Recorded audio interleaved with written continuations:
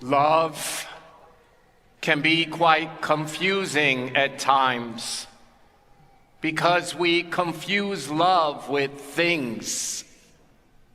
But pure love, the love that comes from above, is freely given and must be freely received, not out of obligation, not out of fear, but simply because love wants to be loved.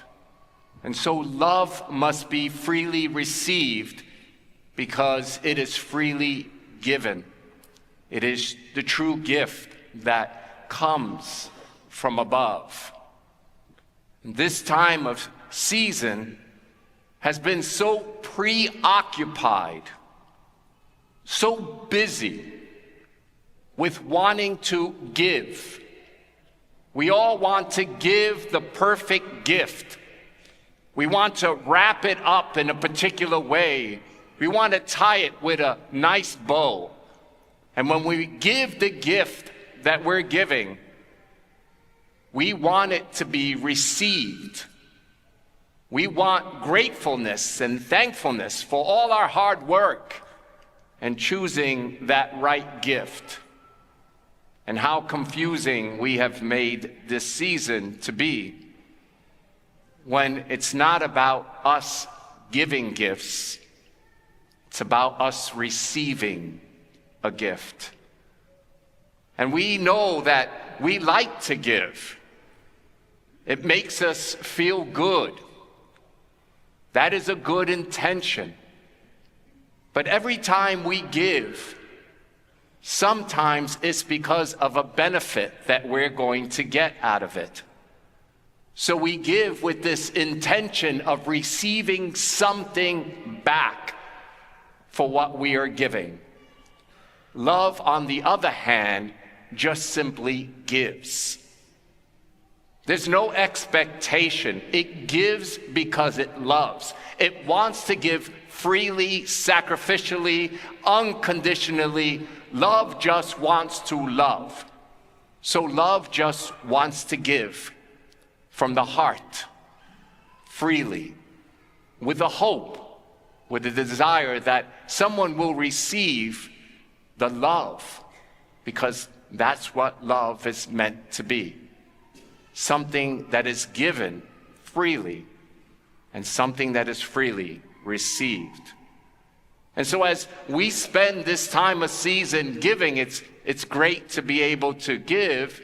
And for that, some people will enjoy receiving the great gifts that you took so much time to give. And that's the joy of this season. But at the heart of the season is a profound love. A love beyond all telling. A love that creates, a love that redeems, a love that sustains, a love that forgives. True love, we hear, is patient. That love is kind. That love endures all. It bears all. That love never fails. That's the gift that our Father's trying to give us. A profound love, a merciful love, a compassionate love, an unconditional love that always loves and only loves and chooses to love and never changes its mind. That child in the manger with his arms stretched out is the Father's love to us. And that gift must be freely received. But throughout the Advent season, we have been invited to empty our hearts, to make room in our temples, to make space in our lives for love, for Christ, who is the love of God beyond all telling.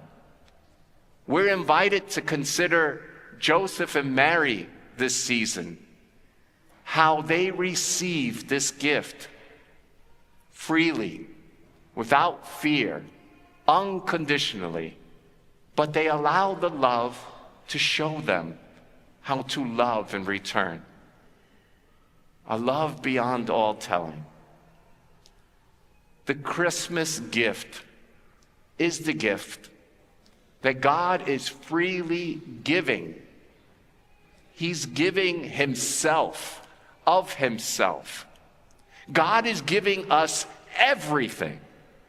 He holds nothing back from us. There is nothing more than God can give us. Because in love, he is freely giving us himself, and God is love. God has given everything to us. And as we want to give to others, that has something to do with us. We give because we want to. We give because somehow it makes us feel better.